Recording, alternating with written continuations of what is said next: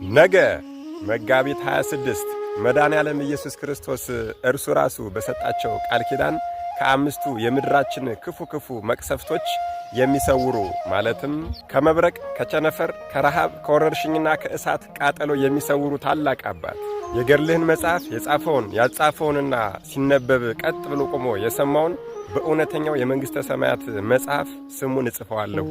ለቤተ ክርስቲያንህ የሚችለውን ያክል ማንኛውንም ስጦታ ለሰጠና ለተቸገረ ደግሞ ባይችል እንኳን ቀዝቃዛ ውሃን በስምህ ለመጸወተ የፈለገውን የአሻውን አደርግለታለሁ የተባሉ ታላቅ ቅዱስ አንተን ለወደዱና እኔ በሰጠው ቃል ኪዳን ለታመኑ ሁሉ የፈለከውን ነገር እንድታደርግላቸው እኔ ፈጣሪህ አማኔ በርዕሴ ብዬ ምዬልሃለሁ የተባሉት ታላቁ አባታችን አቡነ ሀብተ ማርያም ነገ መጋቢት 26 የወርሃዊ በዓላቸው ነው።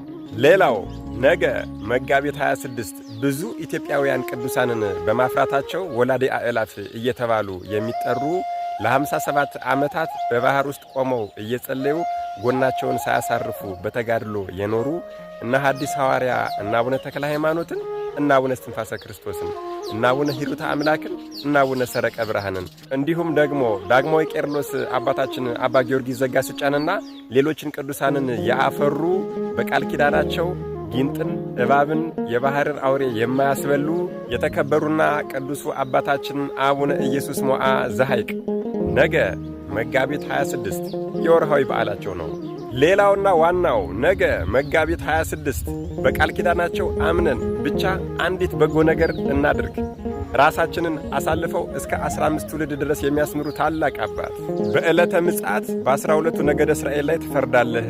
አንተን አምኖ ስምህን የጠራ ዝክርህን የዘከረ በቃል ኪዳንህ የታመነ መታሰቢያህን ያደረገ ዝክርህን የዘከረ አንተን አምኖ በቤተ ክርስቲያንህ መጥቶ ጸሎት የጸለየ ወደ ማንኛውም ሥራ ተግባር ሲሄድ በቤተ ክርስቲያንህ ቅጽር ሲያልፍ ደጁን ቢሳለም እስከ 15 ትውልድ ድረስ እምርልሃለሁ። በመታሰቢያህ ቀን ማለትም በወር በ26 ቀን ለተራበ ያበላ፣ ለተጠማ ያጠጣ፣ ለታረዘ ያለበሰ፣ የታመመውን የጠየቀና በአንተ ስም ያጽናና እስከ 15 ትውልድ ድረስ እምርልሃለሁ። የገድልህን መጽሐፍ የጻፈ ያጻፈ፣ የሰማ ያሰማ፣ የተረጎመ ያስተረጎመ፣ ያነበበ ያስነበበውን እንዲሁም ደግሞ ገበታውን የተሳለመውን እስከ 15 ትውልድ ድረስ እምርልሃለሁ። በመታሰቢያህ ቀን ለቤተ ክርስቲያንህ እሳር የጎዘጎዘውን እንዲሁም ደግሞ ለፍም የሚሆን እንጨት ያበረከተውን እስከ 15 ትውልድ ድረስ እምርልሃለሁ። ከሩቅም ከቅርብም መጥቶ ቤተ ክርስቲያንህን የተሳለመውን ሰው ጎልጎታ መቃብሬን እንደተሳለመ እቆጥርለታለሁ። የእሳትንም ባህር ይሻገራል፣ ገሃነመ እሳትንም ፈጽሞ አያያትም። የገድልህና የተአምርህ መጽሐፍ በሚነበብበት መታሰቢያህ በሚደረግበት ስምህ በሚጠራበት በዚያ ቦታ እኔ በአካል እገኛለሁ። በዚህም የተነሳ እርኩሳን መናፍስትና አጋንንት በዚያ ቦታ አይኖሩም፣ አይሰለጥኑም።